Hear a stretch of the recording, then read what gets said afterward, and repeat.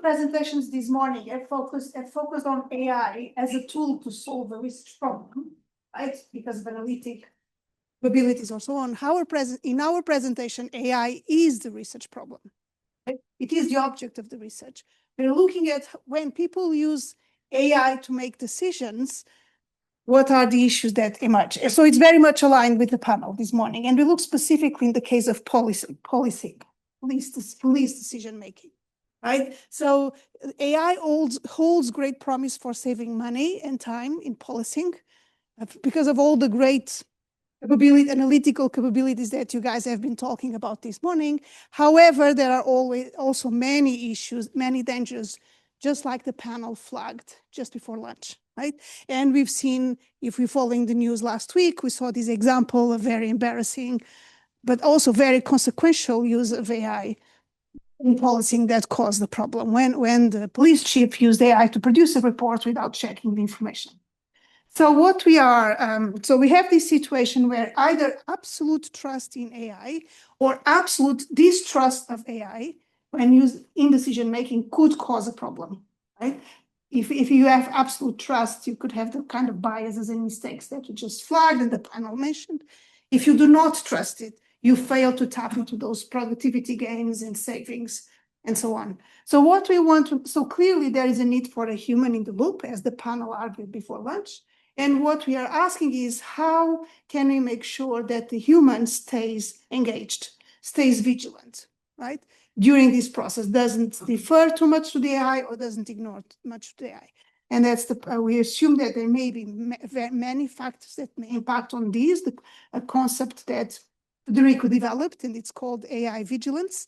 And then what are the configurations that can impact on this? Thank you. Thank you, Anna. So yeah, I mean, this is really work in progress.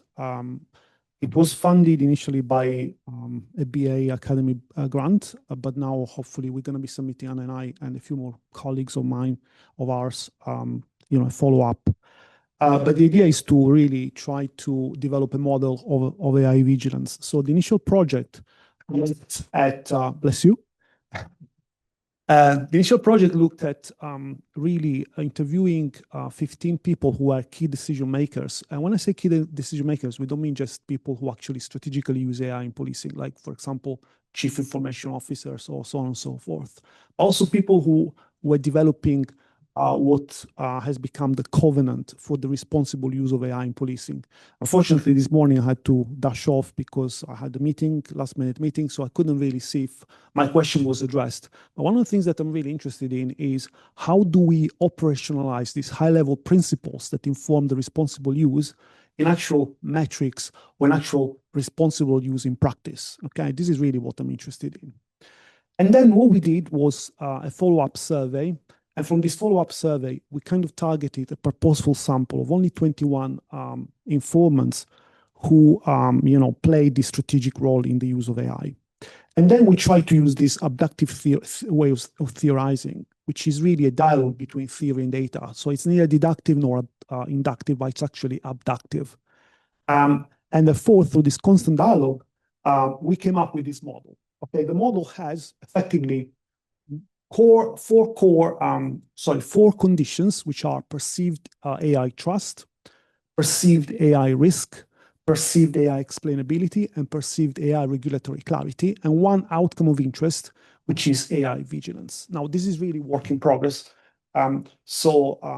These are some of the codes that we obtained from the primary data that we gathered via interviews, and then subsequently gathered also by means of survey. And as you can see, there are open codes, which are basically part of the interviews that we conducted. So for example, if an informant mentioned competent, effective, that fed into what we call the axial code, which is AI competence, which then informed a selective code, which was perceived AI trust. So you have these four conditions. I'm not going to go into all the details, but for example, AI competence, reliability, functionality, and trustworthiness is what perceived AI trust is all about.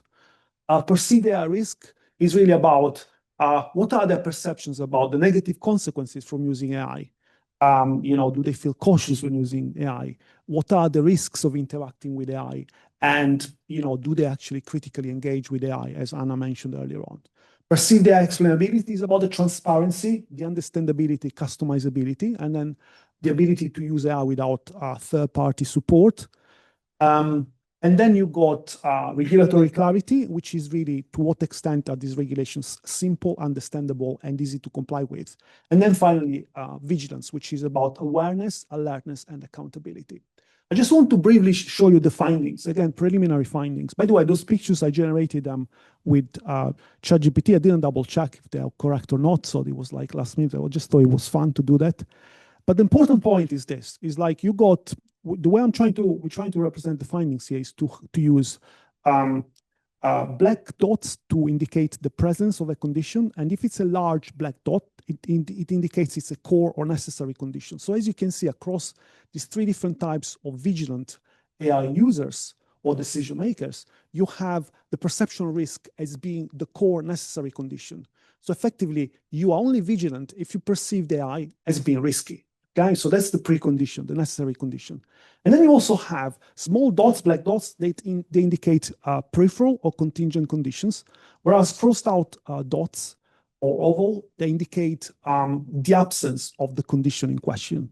So these first two types, for example, the first one is the regulation skeptic. Why are they skeptic? Because they find the regulations, such as the covenant, not to be clear. Okay, so if you look at these two types, they're pretty much the same. The difference maker is either the fact that the user in question perceived the AI as not being clear in terms of regulatory clarity, or alternatively, in terms of explainability. They don't find the AI explainable. So we have two different types of users, which are effectively subset of the same type, which is what we call kind of people who are, or police forces who are more cautious, and eventually they show some form of algorithmic aversion towards the use of AI. And here the classical example was Kent police, that they have actually decided to stop using Predpol, and Durham Constabulary, that they actually stopped using the offender assessment system altogether. But perhaps the most interesting type is this type here, where all conditions are present, of course, the core condition and all those contingent conditions. And if you think carefully, when the police force or the strategic decision maker trusts AI, finds it explainable, and finds the regulations that surround the use of AI as being clear, they are very much bound to develop some form of trust and over-reliance towards AI. Therefore, here, the mechanism or the underpinning mechanism is a counteracting mechanism. It is only by perceiving AI as being a risky technology that they can counteract this risk of over-reliance, which actually stems from over-trusting and using AI by finding it explainable and finding the regulatory environment to be clear. So that's kind of interesting because it's a little bit of an ambivalent stance towards AI. Yes, I want to use it, but at the same time, I perceive it to be risky. And that's why if West Midlands Police had actually conceptualized AI in that way, they would have not taken the fabrication from generative ChatGPT as being true, or Copilot to be true. They would have questioned it, and they would have been a bit more vigilant. So thank you so much for listening, and we welcome any questions you have. Thank you. Do we have any questions for Federico and Anna? There's one up behind you. Have you got the